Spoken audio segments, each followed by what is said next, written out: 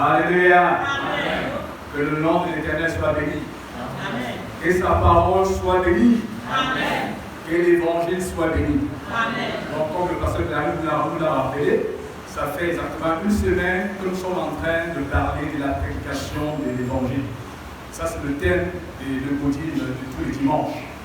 Donc, le reverend Blou nous a parlé la semaine passée de l'exigence de l'évangile. Vous savez que l'évangile, c'est la bonne nouvelle. Et le reverend Blou nous a rappelé, comme il a dit dans le sous-thème, l'exigence. Donc, c'est une obligation pour chaque croyant, pour chaque enfant de Dieu, pour chaque chrétien, n'est-ce pas, de prêcher l'évangile. Donc, c'est une obligation. Ce matin, vous savez, c'est très bien de dire que nous avons l'obligation de prêcher l'évangile. C'est vrai, nous avons cette exigence de prêcher l'évangile. Mais comment nous devons la prêcher? Quelles paroles, n'est-ce pas, nous devons, n'est-ce pas, pouvoir proclamer? Donc, et ce matin, nous allons parler du message de l'évangile. Le message de l'évangile. Et l'apôtre Pierre, l'apôtre Paul, je voulais dire, nous rappelle par rapport à ce message de l'évangile, on va lire dans 1 Corinthiens 15, du verset 1 au verset 4. Je vous rappelle, frères, l'évangile que je vous ai annoncé, que vous avez reçu, dans lequel vous avez persévéré, par lequel vous êtes sauvés, si vous le retenez tel que je vous l'ai annoncé, autrement vous aurez cru en vain. Je vous ai enseigné avant tout, comme je l'avais aussi reçu, que Christ est mort pour nos péchés, selon les Écritures, qu'il a été enseveli et qu'il est ressuscité le troisième jour, selon les Écritures. Donc vous vous rendez compte dans ce verset que c'est véritablement l'exigence, mais nous devons avoir la connaissance de la parole. Donc si nous n'avons pas la révélation de Christ, il nous sera donc impossible de passer le message de l'Évangile. Et donc ce matin, je vais essayer de vous donner 5 caractéristiques, n'est-ce pas, qui sont liées au message de l'Évangile. Donc ce message doit être un message puissant, comme la Bible dit, donc ça doit vraiment refléter la bonne nouvelle.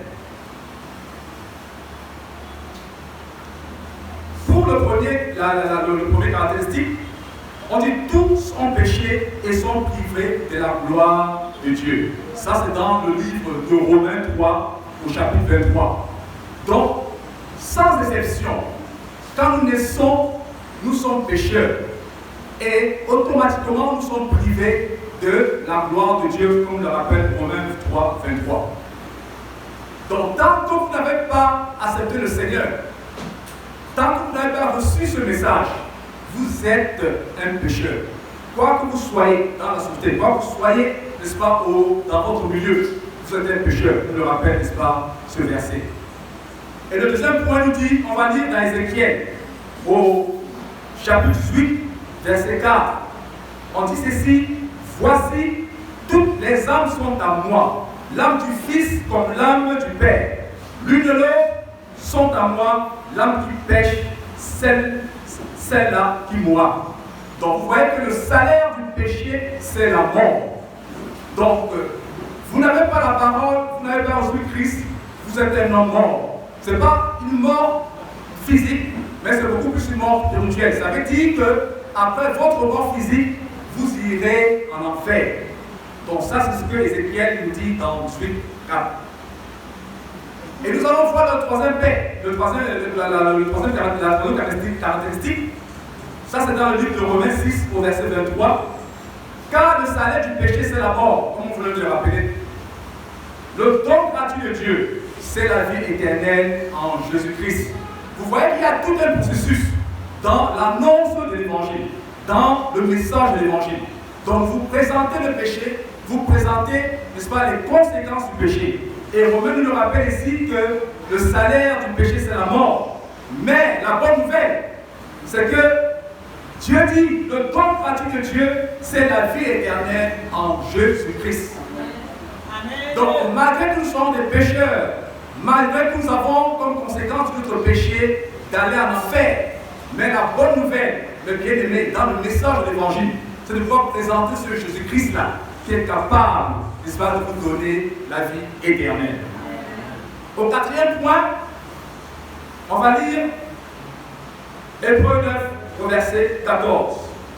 Donc, c'est bien vrai que Jésus-Christ, au travers de Jésus-Christ, nous recevons le pardon du péché. Mais on va voir l'élément principal. Combien plus le sang de Christ, qui par un esprit éternel s'est offert lui-même sans tache à Dieu, purifierait-il votre conscience des œuvres mortes, afin que vous serviez le Dieu vivant? Le sang de Christ, ce sang puissant par lequel il a été transpercé. Jésus-Christ à la croix a été transpercé. C'est ce sang-là qui est capable, n'est-ce pas, de parler pour nous, pour parler au travers de notre péché. Le sang de Jésus fait donc l'expiation de nos péchés. Ça veut dire quoi en fait? Qu'à cause de ce sang, Jésus-Christ, par cet acte, par ce sang qui a été coulé, il enlève nos péchés. Il lave nos péchés et le sang pour lequel nous étions condamnés, au travers du sang de Jésus-Christ, vous êtes lavés, vous êtes purifiés, vous êtes sanctifiés. On va également lire, pour le dernier point, le dernier point du message de l'Évangile, on va lire 2 versets. On va d'abord lire dans 1 Jean 1, chapitre 8, verset 8 au verset 9. Je crois que beaucoup de gens le connaissent ce verset. Si nous disons que nous n'avons pas de péché, nous nous séduisons nous-mêmes et la vérité ne pointe en nous. Si nous confessons nos péchés, il est fidèle et juste pour nous les pardonner et pour nous purifier de toute iniquité. Dans Romains 10, verset 9, on dit: si tu confesses de ta bouche le Seigneur Jésus, et si tu crois dans ton cœur que Dieu l'a ressuscité des morts, tu seras sauvé. Amen. Dis Amen. Amen. Si tu crois de ton cœur, si tu confesses de ta bouche que le Seigneur Jésus est ressuscité des morts, comme on l'a dit dans le premier verset de 1 Corinthiens 15. Donc nous avons l'obligation d'accepter Christ. D'accepter Christ et de confesser. Confesser que Christ a été ressuscité des morts. Parce que si vous allez prêcher l'évangile et vous ne percevez pas cette nuance, n'est-ce pas, dans le pardon des péchés. Donc il est important, mes bien-aimés, que la personne qui reçoit l'évangile, nous l'avons déjà expérimenté, la personne qui reçoit le message de l'évangile doit pouvoir, comme on dit dans Romains 10, confesser de sa bouche. Mais la nuance que je disais, ce n'est pas simplement confesser de la bouche. Dans une façon de dire, prononcer au bout des lèvres que Christ est ressuscité mort. Ce n'est pas simplement ça. Il faut le croire de son cœur. Il faut avoir la conviction, n'est-ce pas, que Christ est réellement mort pour que vous soyez réellement sauvés. Donc si, dans ce message, vous n'amenez pas, n'est-ce pas, la personne qui est incroyante à ne pas croire de son cœur, ça c'est le Saint-Esprit. La Bible dit que nous devons simplement parler, comme on dit, prêcher l'évangile. Nous avons juste l'obligation de prononcer la parole de Dieu. Le Saint-Esprit est là pour faire. Et la personne qui la reçoit doit être capable de la prononcer. Il faut que la personne confesse sa bouche. Mais priez le Saint-Esprit qui puisse également recevoir cette confession de son cœur. Donc vous vous rendez compte que nous avons cette obligation de passer le message de l'évangile. Nous avons l'obligation de prêcher. Mais quel type de message nous devons donner? Donc ce matin, nous avons montré que vous devez montrer à la personne que le salaire du péché, c'est la mort.